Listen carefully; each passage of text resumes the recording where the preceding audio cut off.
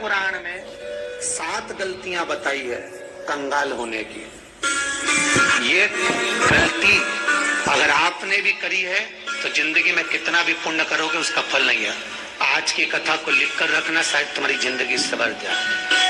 लिंग पुराण में 7 गलतियां बताई है व्यक्ति को बर्बाद होने की। पहली गलती है, उसमें से अगर आप स्वीकार कर रहे हैं ये गलती तो समझ लो कि गलती आपने करी। गंगा जल तो बुलवाया टैंकर भरकर, 21,000 बेलपत्र भी समर्पित कर रहे हो। आप मंदिर के अंदर बैठ गए, दर्शन करने वाला आता रहा, किसी को अंदर प्रवेश नहीं दिया। आप गंगा जल चढ़ाते रहे, आप बेलपत्र चढ़ाते रहे, आप स्वयं पूजन करते रहे, और दूसरा व्यक्ति ना जाने किस भाव से, किस रूप में आकर भगवान की सेवा करना चाहता था। पंडित जी ने आपके चक्कर में उसको जल नहीं चढ़ाने दिया, पंडित जी ने आपके चक्कर में उसको बेलपत्र नहीं चढ़ाने दिया। पहली गलती ये हो गई कि भगवान के भक्त को भगवान से दूर कर दिया गया। अब उठा लो श्रीमद् भागवत कथा। 2 देवताओं ने गलती करी थी। एक ब्रह्मा जी ने गलती करी थी कि गाय बछड़ों का हरण कर लिया था। 1 वर्ष होने में 1 दिन था तब ब्रह्मा जी ने गाय बछड़े वापिस दिए थे। दूसरी गलती इंद्र ने करी थी, जल वृष्टि करी तब भगवान कृष्ण को गोवर्धन पर्वत उठाना पड़ा। दोनों देवताओं ने गलती करी, पर भगवान कृष्ण ने इंद्र को क्षमा कर दिया पर ब्रह्मा को क्षमा नहीं करा। क्यों नहीं करा? क्योंकि इंद्र को क्षमा इसलिए करा क्योंकि इंद्र ने जब जल वृष्टि करी तो सारे ब्रजवासियों को भगवान के चरणों में लाकर छोड़ दिया। सारे ब्रजवासी गोवर्धन पर्वत के नीचे आकर बैठ गए, भगवान के चरणों में आ गए। और ब्रह्मा ने जो गलती करी वो ऐसी गलती करी कि भगवान से गाय और बछड़ों को दूर कर दिया। जो भगवान से भगत को दूर कर दे उसको शंकर कभी क्षमा नहीं कर सकता। इसलिए बर्बादी का पहला कारण आप भक्त और भगवान में दूरी बना दी। दूसरा कारण, भगवान की जब पूजन कर रहे हो, 21,000 बेलपत्र चढ़ा रहे हो, गंगा का जल चढ़ा रहे हो, चंदन चढ़ा रहे हो, अबीर चढ़ा रहे हो, गुलाल चढ़ा रहे हो, तो तुम्हारे भीतर ये अहंकार, जब तुम पूजन करके उठो तो उठते समय तुम्हारे भीतर अभिमान नहीं होना चाहिए कि मैंने जो अनुष्ठान करा उसके बराबर कोई नहीं कर सकता। तीसरा कारण कहा कि भगवान की सेवा तो आप कर रहे हो, भगवान की चाकरी में तो आप लगे हो, भगवान की आराधना भी कर रहे हो, दिया भी लगा रहे हो, धूप बत्ती भी लगा रहे हो, स्नान भी करा रहे हो, पंचामृत स्नान भी करा रहे हो, सारी पूजन अर्चना सब तुम कर रहे हो। पर हो सकता है इस पूजन अर्चना में आप केवल 3 घंटा पूजन करते हो और बाकी के समय किसी न किसी की जीवात्मा को दुख पहुंचा रहे हो। एक कथा में एक बात कही थी कि भले मंदिर में दिया मत लगाओ, भले मंदिर में जाकर धूप बत्ती मत जलाओ, भले मंदिर में जाकर भोग मत लगाओ, भले मंदिर में जाकर जल मत चढ़ाओ, कुछ मत करो, भले भगवान को नए कपड़े मत पहनाओ, भले तुम्हारी मर्जी पड़े भगवान को भोग मत लगाओ, पर शास्त्र कहता है कुछ मत करो, पर एक काम जरूर करना कि किसी के चेहरे पर प्रसन्नता ला देना तो मंदिर में दिया जलाने के बराबर होगा। किसी के चेहरे पर चमक ला देना, प्रसन्नता ला देना तो अगरबत्ती लगाने के बराबर होगा। किसी गरीबड़े के, किसी दुखी के चेहरे पर अगर तुमने प्रसन्नता ला दी तो वो भगवान को कपड़े पहनाने के बराबर होगा। मालूम पड़े तो मंदिर में पूरी सब्जी बांटो, मंदिर में भोजन कराओ, मंदिर में सारा पकवान चढ़ाओ, और कोई तुम्हारे कारण अगर दुखी है तो तुम्हें वो सुख का भान नहीं हो सकता। तीसरा कारण है वो सुख नहीं सीख सकता। चौथा कारण है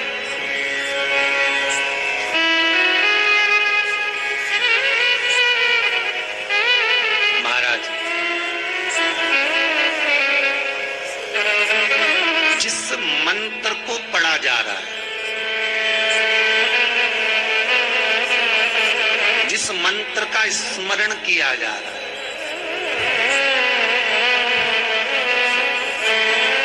जिस भगवान की माला को हम जप रहे हैं, हम पाठ कर रहे हैं, उसमें त्रुटि। उठा लीजिए दुर्गा सप्तशती। सप्तशती का हिंदी अनुवाद में थोड़ा सा दृष्टांत दिया है, आपको मालूम होगा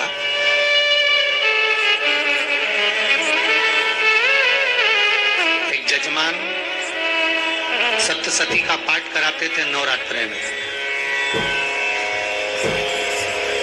नवरात्रे पूरे होते थे और उनकी पत्नी मर जाती थी। सप्तशती के अंदर लिखा है, बहुत ध्यान से सुनिएगा। दुर्गा सप्तशती का पाठ कराते थे और पत्नी नवरात्रे के बाद 4 महीना 3 महीने के बाद मर जाती थी। बहुत दुखी था सेठ। एक शादी करी, दूसरी करी, तीसरी करी, चौथी करी, चौथी पत्नी भी मर गई। बहुत दुख हुआ। आज वो गुरुजी के पास चले गया, गुरुदेव, गुरुजी, गुरुदेव, गुरुदेव। गुरुजी बोले क्या हो गया? सेठ जी बहुत दिनों के बाद आ रहे हो, क्या बात है गुरुदेव? मेरे को एक बात समझ में नहीं आती कि मैं नवरात्रे में सप्तशती का पाठ कराता हूँ, देवी जी का यज्ञ करवाता हूँ, माता रानी को चूनर पहनाता हूँ, उनको सुंदर बिछोड़ी, पायल, चुनरी सब पहनाता हूँ, कन्याओं का भोजन करवाता हूँ, भंडारा करवाता हूँ, जवारे बोता हूँ, अखंड ज्योत लगाता हूँ, पर नवरात्रि जैसी पूरी होती है उसके 2 महीने 3 महीने बाद मेरी पत्नी क्यों मर जाती है? 4 पत्नियां मेरी मर चुकी हैं, 5वीं मैंने शादी करी है। गुरुदेव आप कृपा करिएगा, कुछ तो बता दीजिए, कुछ करुणा कर दीजिए। गुरुजी बोले जब तू सब कुछ अच्छा कर रहा है, जोत भी जला रहा है, कन्या भोज भी करा रहा है, चुनरी भी चढ़ा रहा है, भंडारा भी कर रहा है, जोत भी लगा रहा है, जवारे भी बो रहा है, माता रानी की सेवा भी कर रहा है, अखंड रात्रि व्रत कर रहा है, सब कुछ तूने करा, यज्ञ भी करा, फिर तेरी पत्नी क्यों मर सकती है? ऐसा हो ही नहीं सकता। नहीं गुरुदेव, मेरी 5वीं शादी है गुरुदेव, अब की बार आप कृपा करिए। गुरुजी ने कहा तेरे पंडित जी को अनुष्ठान पर बुला, मैं कमरे में बैठकर सुनूंगा सप्तशती का पाठ, तब मैं ध्यान करूंगा। गुरुजी अंदर के कमरे में जाकर बैठ गए, ब्राह्मण पाठ करना प्रारंभ करा।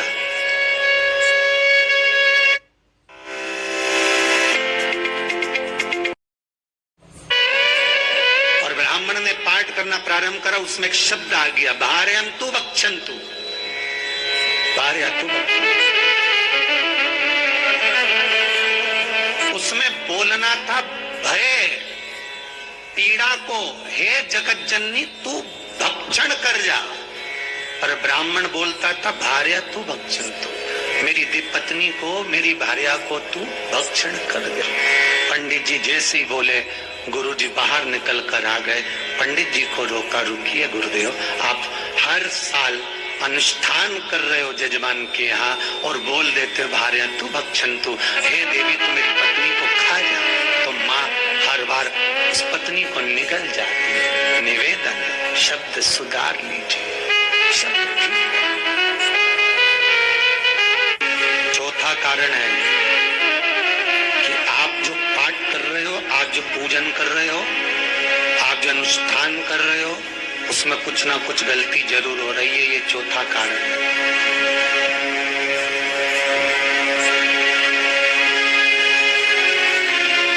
पूरे घर के लोगों को बिठाओ, अपने घर के लोगों को, मम्मी से पूछना, मम्मी तुम कौन कौन सा पाठ करती हो?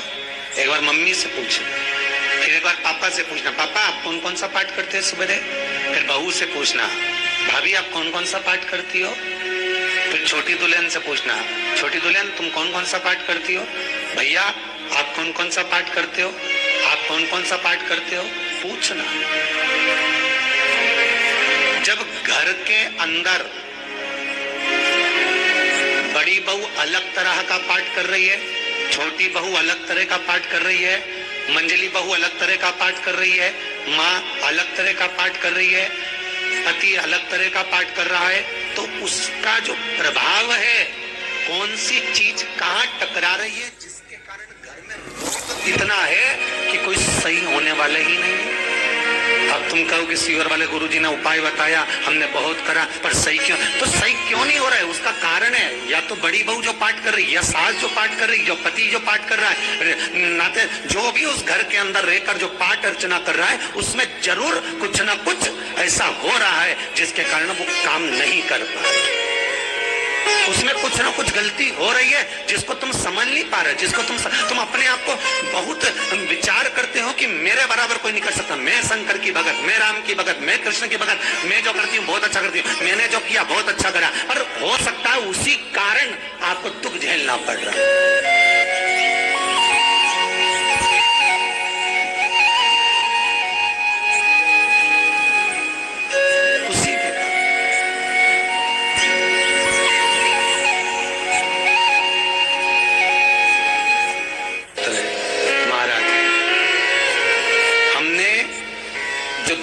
किया, हमने जो पुण्य किया, हमने जो सत्कर्म किया, वो किस जगह पर लगा।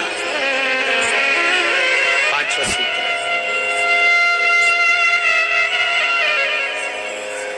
जो आप दान कर रहे हो,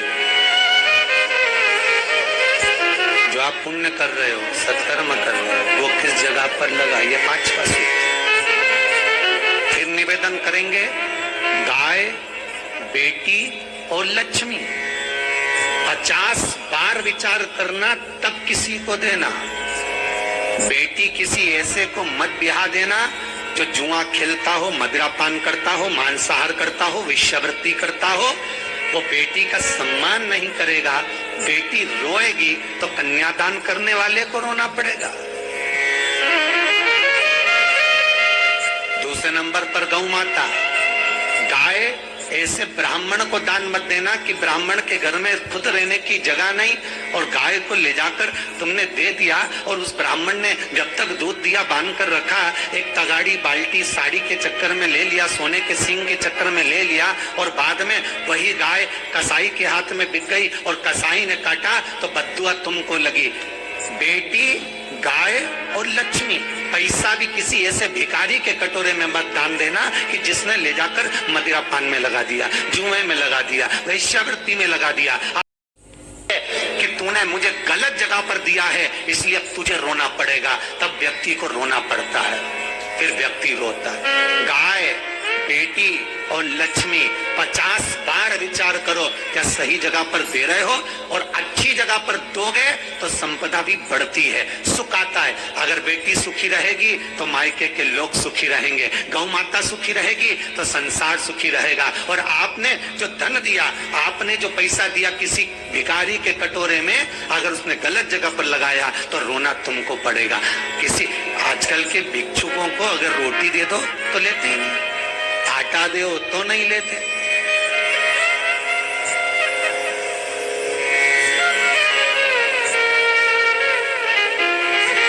पहले के समय में जो भिक्षुक आते थे ना तो रोटी बनी हुई मांगते थे।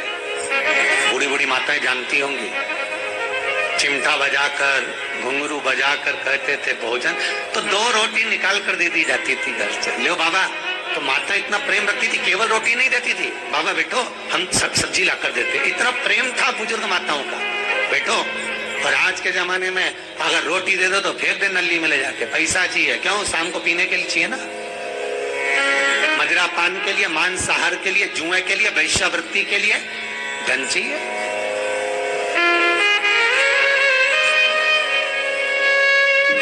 भोपाल के और इंदौर का राजवाड़ा चौराया और भोपाल का लाल घाटी चौराया, इन दोनों चौराहे पर इतने से बच्चे लोग भीख मांगते हैं। रोड के किनारे पर चिलम लगाते बैठे रहते हैं, पांव लंबे करके पड़े हैं और ये कमा कमा के उनको दे रहा है। और धन्य है ऐसे लोग जो उनको दान भी दे देते हैं। जिसको जरूरत है उस तक कुछ नहीं पहुंचता। अभी भी 4-6 महीने लॉकडाउन चला, जिसको जरूरत थी एक रोटी की उस तक कुछ नहीं पहुंचा, और जिसके पास में पहले से भरा हुआ था उसने और ले जाके भर लिया। जिसको जरूरत थी उस तक नहीं पहुंचा। अभी ठंड आ रही है, बहुत सारी संस्थाएं कंबल बांटेगी, रेलवे स्टेशन पे लोगों को कम्बल उड़ा रहा है, कोई सो रहा है जमीन पर उसको कम्बल उड़ा रहा है, बस स्टैंड पे चले गए कोई रोड पे सो रहा है कम्बल उड़ा रहा है, तो इतना बड़ा नाम चलेगा कि उनने कम्बल उड़ाए, कम्बल उड़ाए, कम्बल उड़ाए। और वो कम्बल जिसको उड़ाया वो दूसरे दिन जाकर कपड़े की दुकान पर बेच के आ गया, 200 रुपए लिया है, रात को पीकर फिर सो गया, क्योंकि फिर कहीं का आएगा फिर उड़ा के चले जाएगा, क्योंकि इन्होंने तो ये करके रखा है कि नाम कमाना है तो कम्बल उड़ाए जाओ। जिसको जरूरत है वहां तक सामान नहीं पहुंचता भाई, जिसको जरूरत है वहां तक सामग्री नहीं पहुंचती भाई। आपने दिया और उन्होंने ले जाकर बेच दिया, और फिर सोचते हो कि मैंने तो पुण्य करा है। कई लोग कहते हैं मैंने दान करा मेरे को इतना फल मिलेगा, काय का दान करा, ऊपर तो जा यमराज के डंडे पड़ेंगे।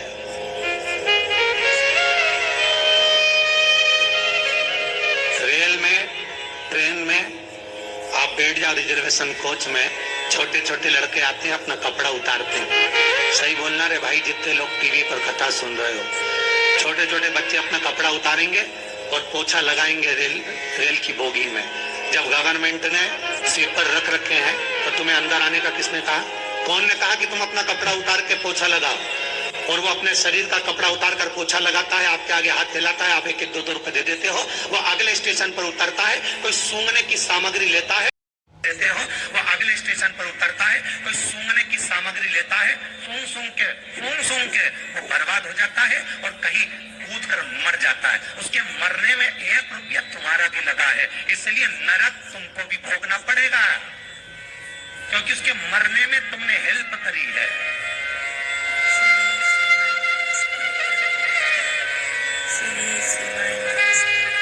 तुमने तो रुपया दिया था भोजन करने के लिए, उसने कोई सूंघने की सामग्री ले ली और सूंघ के नशे में मर गया।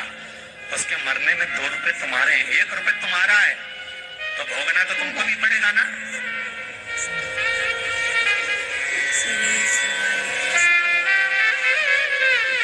अच्छी जगह सत्कर्म की ओर लगाओ, तो सुख का आनंद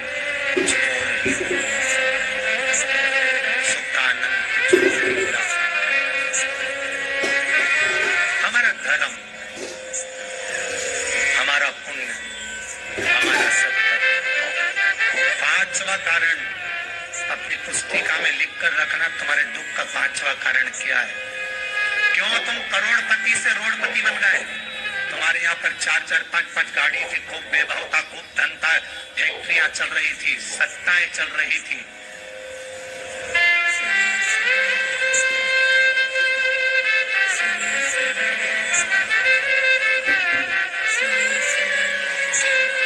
खूब सत्ताएं थी, खूब वैभव था, खूब धन था, पर कुछ भी नहीं, सब धरा की धरा रहे। कोई वैभव बचा ही नहीं।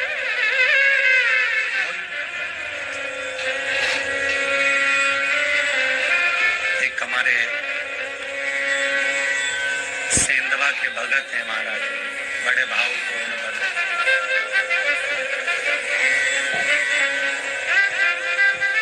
वो कहे गुरुजी हम बड़े दुखी हैं, बड़े कष्ट में। हमने कहा कष्ट का कारण कुछ न कुछ जरूर होगा।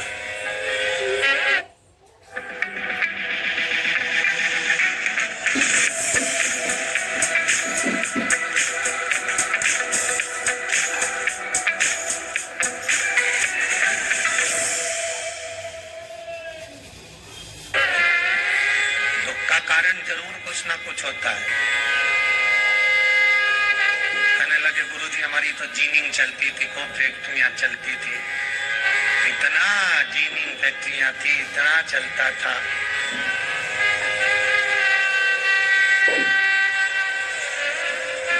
इतनी जीनिंग चलती थी, इतनी फैक्ट्रियां चलती थी, गुरुदेव बहुत दुखी हो गए। हमने कहा दुख का कारण जो ये 7 कारण है, शिव महापुराण के लिंग पुराण में जो 7 कारण बताए हैं दुख आने के। जब फैक्ट्रियां अच्छी चल रही, जीनिंग अच्छी चल रही, व्यापार अच्छा चल रहा है, तो 7 कारण बताए हैं। क्या आप उन 7 कारण में से कोई कारण आपके साथ में हुआ है जिसके कारण आप रोड पर आ गए, करोड़पति से रोडपति बन गए?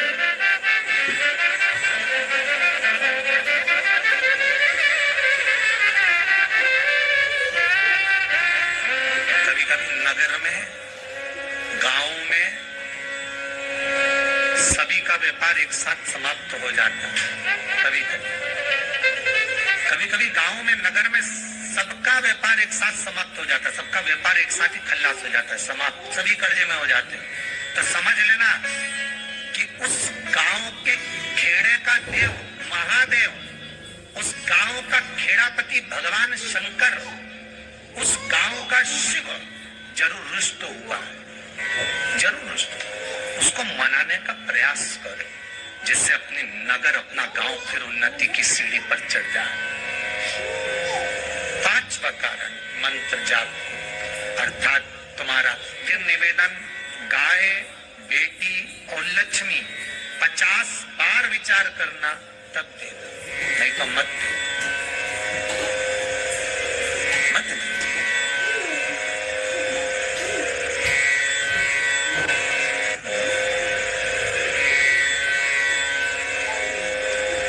और महाराज भगवान शिव की कथा का छठा कारण बता, हमारे दुख का कारण छठा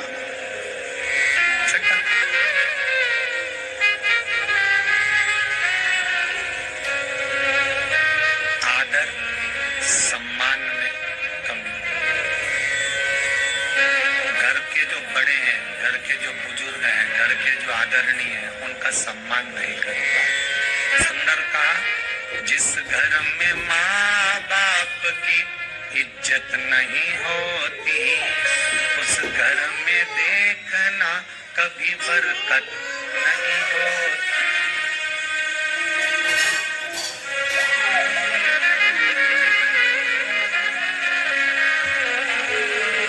छठा कारण है सम्मान, सत्कार, आदर न हो।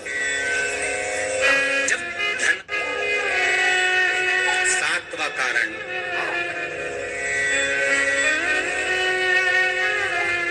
ये अंतिम कारण है। जितने लोग कर्जे में, लदालू में, जितने लोग दुखी हैं, जितने लोग तकलीफ में, आज की कथा को बहुत दिल से सुनना, अपनी गलती को जरूर छांटना। मुझे विश्वास है मेरा भोलेनाथ, आप अगर गलती को स्वीकार कर लोगे तो शंकर वापिस आपको करोड़पति बना देगा, लखपति बना देगा। शंकर आपके भंडार फिर भर देगा। 7 कारण में से अपनी गलती को जरूर छांटना, साहब कि आपने गलती कौन सी की, और अपनी गलती को छांट ले, यही सबसे बड़ी बात है ना। लोग सुनने के बाद भी नहीं छाटे, नहीं मैंने तो कुछ करा ही नहीं, मैं तो कुछ कर ही, बस मैं ही तो है, हरी जगदम्बा वो मैं ही फंसा है बीच में।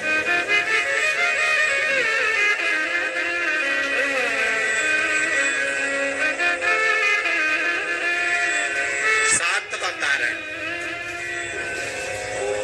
महाराज, किसी का बेकार धन हमारे घर में आ जाए। एक कथा बहुत सुंदर है। एक गांव में एक व्यक्ति रहता था, खूब अच्छी कमाई करता था। पत्नी ने कहा तुम्हारे पास कमाई अच्छी हो रही है तो ये पैसा तो कोई चुरा के ले गया, तो पति बोला क्या करना चाहिए, तो एक काम करता हूँ, बाजार से कोड़ियां खरीद लेता हूँ। कोड़ियां जानते हो, वो ऐसे बच्चे लोग खेलते हैं, कोड़ी खरीद लाता हूँ। अब गांव का व्यक्ति रोज कोड़ियां खरीद के लाए, उनके यहाँ बोरे पे बोरे भरा गए, बारदान पर बारदान भरा गए, पूरा कमरा कोड़ियों से भरा गया। एक दिन राजा बीमार पड़ गया। राजा बीमार पड़ा तो राजा को वेदों ने, डॉक्टरों ने कह दिया इसका एक ही इलाज है, कोड़ियां लाई जाए, कोड़ियों को जलाकर राख बनाई जाए, वो राख राजा के शरीर पर मली जाए। राजा के शरीर पर जब राख को मलेंगे तो राजा ठीक हो जाएगा। राजा ने अपने दूतों से कहा जाओ नगर में कोड़ियां देखो। राजभवन में देखा तो कोड़ी नहीं थी, बाजार में देखा तो कोड़ी नहीं थी, सारा मार्केट घूम लिया, चारों तरफ के राज्य देख लिया, कोड़ी नहीं मिली। राजा ने दूतों से पूछा बात क्या है। दूतों ने बाजार वालों से पूछा भैया कोड़ियां क्यों नहीं है।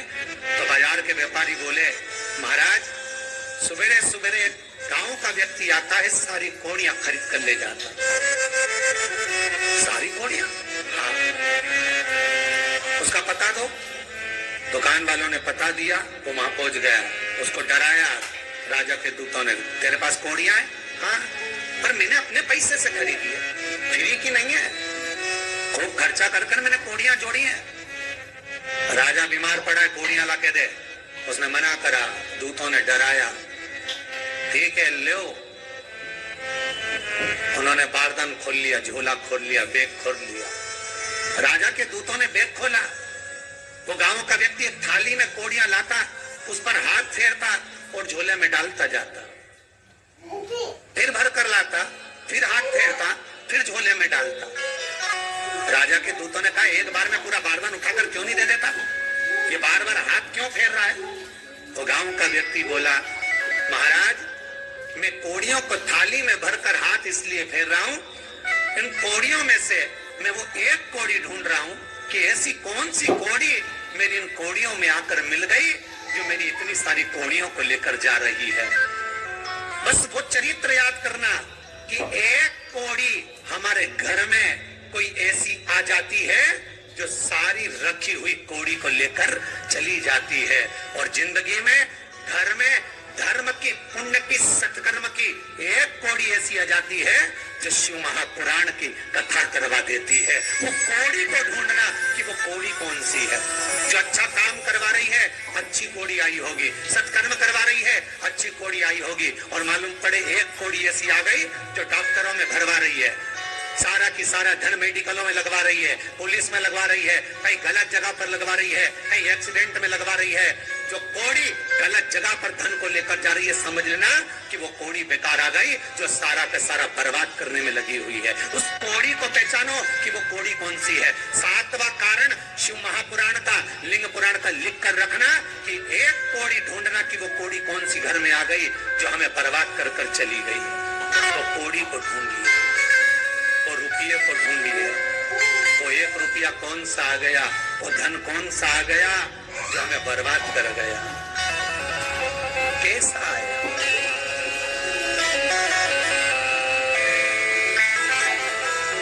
धन कौन सा आ गया ऐसा जो हमें बर्बाद कर दे।